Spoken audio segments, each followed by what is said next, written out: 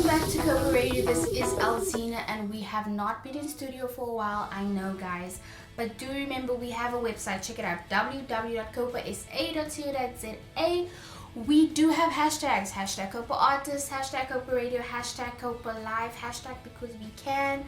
And then we are on Facebook as Copa SA, and we are on Instagram and Twitter at Copa_SA. Check us out, subscribe to our channel, tell your neighbors, tell your friends, tell your dogs, cats, friends, tell everyone. Tell the lady at the supermarket. So I'm joined in studio by Luzelle. She is a former student of Copa. She's like, what do they call you? Alumni. Yeah. So we had an awesome workshop with her. And she explained a bit about how it is being the artist that she is. So her stage name is Ruby June, which is something completely different from Luzelle. But it's still intertwined. So Luzelle, tell us how Ruby June came about. Yeah, okay, so hello. We just had a workshop here and it was really cool. Played a couple of songs, so thank you very much for having me on Copa Radio today. It's a privilege to be here, to be back at the place that has shaped me, where I learned a lot and meet great people, so thanks for having me. Ruby June came about when at school, I was kind of toying with the idea of becoming a professional musician after school, but I wasn't really confident in myself at that point. I wasn't really 100% sure how things were going to pan out and how it was going to work out, but I've got an embarrassing story to tell you also. So, I love embarrassing Are you ready? Are you ready? I'm going to tell you right now. So my first stage name was actually Lizzie Red. Big round of applause. Guys, that comes from watching Lizzie McGuire too I'm much. telling you. No, but seriously, no. Some people actually did call me Lizzie. I don't know why, because it's not Lizelle, it's Luzelle. But anyway, that's a story for another day. It gives me identity people crisis. Like making a remix of your name. Like you see, always. You see. Like always. Yeah. So what does Alzina become? It's Mazina. Like it's become Zinaki or Zena or L. I'm like, where does L even fit? Yeah, I know, my goodness. It's like how? Yeah. I don't understand. So at school I used to be Lizzie Red and I was toying with that idea. Thank goodness I didn't decide on that, but what I can tell you is from the beginning I knew I wouldn't perform as Luzelle. Not because I don't love my name, I really do, but firstly I think it's a little bit difficult to say and remember and spell, but also secondly I kind of wanted to keep it separate, I am first and foremost, I'm a person in myself. I have my own dreams and aspirations besides being a musician and being a performing artist. I don't think should become your whole identity. It should be a part of you, and in that way you can still love what you do rather than just treat it as a business. So I was toying with the idea of red, and I love red, and I just really like the metaphors that you can come up with that. And so I thought, okay, Ruby, red, that would be nice, but it just wasn't sticking. And my second name is June, and it's also the name of my grandmother. So, I thought, seeing as I'm not using my proper name, I'll still keep it in the family, I'll still keep it close to my heart and call it Ruby June. So that's where the name came from. Her logo, funny enough, the June is written in red. Yeah. So it's Ruby and then June is written in red. So red is still a part of your your identity because that's what you love. Yeah, exactly. So you said something about having you didn't want to use Luzelle, even though Luzelle is part of who you are. You didn't want to use that because at the end of the day you want to come home and chill as Luzelle and not chill as Ruby June. Yeah. And you want to have a different how should I say? You want to differentiate between the artist that you are and the person that you are. Absolutely. So tell us how, from a business perspective, how that works. Because you have to do your own admin, you have to manage yourself. Yeah. How difficult is it to manage yourself, and would you do it any other way? I think for anyone starting out, it doesn't make sense. For me personally, like if I look at myself 3 years ago to now, I'm a completely different person. My songs sound completely different. I've got a different way of looking at the world. I find that only now, I'm looking at being an artist and being a musician from a more adult perspective. 3-4 years ago, I was still very much a child, you know, in my way of thinking and my thinking of what, you know, is actually gonna work for me as an artist. And so, you know what, if I had gotten a manager like 3-4 years ago, maybe I could have been a lot further than I am now, but I know I wouldn't have been the artist now that I want to be, you know.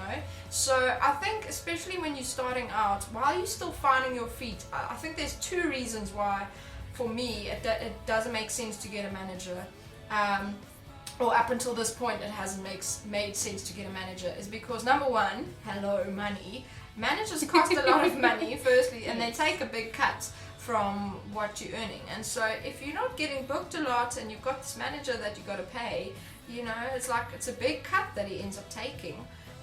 Also, if you kind of, you're leaving everything up to him, so he's got to book everything, or he or she needs to book everything. But if you starting off with absolutely nothing, you know, there's only so much that he can do. So yeah, I find that managing myself has definitely, I've become a lot better at it, and I've had to learn to manage my time professionally. You know, I keep a diary with me at all times, and I write everything down, you know, because for me, I like to have my professional life and my personal life. And I do, it's difficult because when you make your art your profession, it's like you need to find that balance between, you know, what's good for you, for your heart, but also what's good for, if I can say it, for the business, you know. So, and it's important to see it as a business as well. It is, and I agree with you 100%. It's important to see that what you do, it's because you love it that you do it, number one. Yeah. But at the end of the day, you also need to earn a living from what you do. Absolutely. So with us being artists and us wanting to reach a market and stuff like that, you need to be able to manage your time, manage yourself, know, okay, this is good for my image, this is bad for my image and stuff. But what you said, interestingly enough, is 3 years ago you were someone totally different than you are today. So that learning curve helps you, and it allows you to be like, okay, you know what, maybe now I'm ready to release that EP. That's the thing. Because if you had a manager or you signed with a label, they would push you to do something you didn't want to do. And now, exactly like you're saying, now I feel confident in my own voice, you know, and now I feel, not literally my voice, but in my voice as an artist, you know, I feel confident in knowing that I feel like I have something to say and I want to share it with people. Where before I was very easily influenced, manipulated, you know, I kind of thought, well, you got to sell out to be able to do this, but you know, ultimately, I still don't believe that you don't have to. You can still be a musician with integrity and know that your music, whatever you want to do, you know, you can do that. And I think with enough hard work, anything is possible. Exactly, because you find the niche in the market that works for you. Absolutely. And you allow your music to be what you want it to be. Absolutely. No one controls you, no one tells you what to do. Hashtag record labels should die. that's a bit harsh, but that's true. But that's so true, because I mean, if you had signed with a record label back then, they would have taken my copyrights. I think that's the not other thing not that just people that, don't remember. exactly. And what ends up happening is, you know, you sign the contract and it says, what's the word I'm looking for? Catch all clause. Yeah, no, not that. They give you a bulk sum of money at the beginning, an advance, you know, and you think like, oh wow, 500,000 rand. But the joke is you need to recoup pay everything back. Exactly. Oh my goodness, you know, and it seems so obvious, but when you're starting out and you're like, oh my goodness, I just got signed, that's amazing. Great, it is amazing, but you know, the amount of artists who get signed and then nothing happens, shame. It sucks. But the way it actually works is, if you get that money, that if you get an advance and you have to recoup that advance, but at the end of the day, some people don't realize that you only make like 5% off of what you can make without the record company. So without the record company, you make 100%. But with the record company, remember, there's distribution costs, there's publishing costs, there's tour support, there is all these little things that you have to do. And at the end of the day, you just get the measly salary that you could have gotten working at a clothing store. Absolutely, that's very true. Yeah. Very sad. It's sad but true. So guys, it's very important to make yourself the brand. Yeah. Brand yourself. I mean, there's a lot of tools and a lot of ways to get your music out there. There's YouTube, there's Facebook, there's Spotify, there's Deezer, there's all these platforms that act as publishers and distributors for yourself. Absolutely. On that, I was at an industry music night thing the other day, on Monday actually, called Plug and Play, and it was basically a whole bunch of musicians and producers and publishers and all in the music industry and media industry coming together, chatting about good and bad. And one of the guys who was there, like presenting a thing, goodness, I can't remember his name right now, but he's on a thing called Patreon, and basically he receives a flip load of money each month.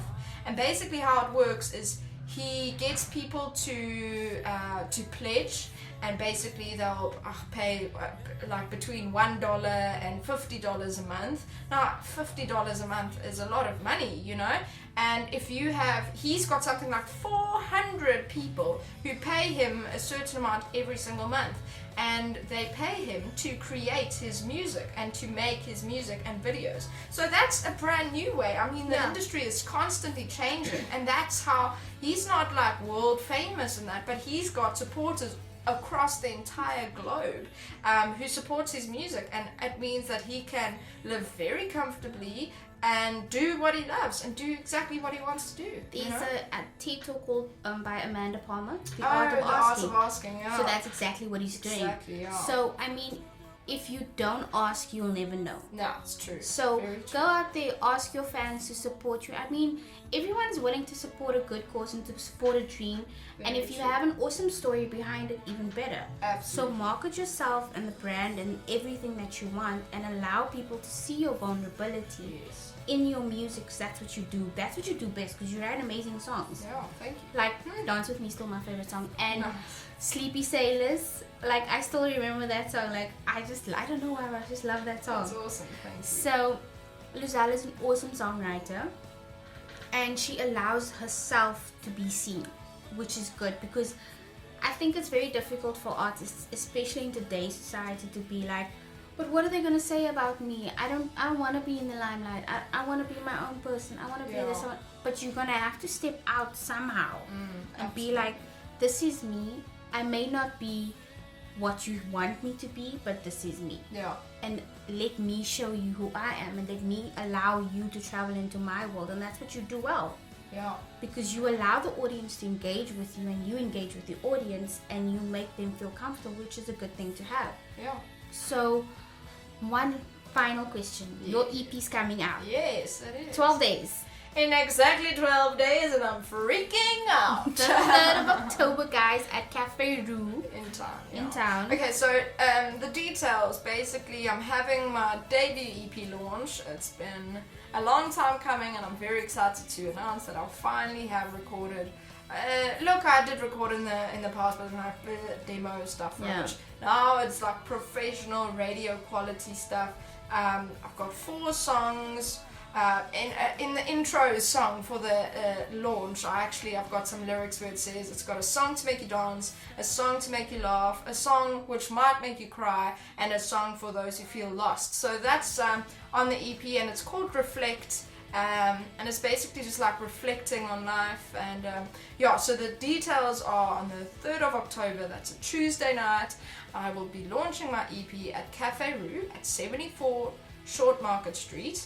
Tickets are available online at Web Tickets for 100 Rand each. Come on guys, that's nothing. You can't even go watch a movie and buy popcorn and cool drink for 100 Rand and take your girlfriend out for that amount of money. Seriously, it doesn't work. So 100 Rand, there's going to be food available at the restaurant at Cafe Rue. They do pizzas, burgers, oh my goodness.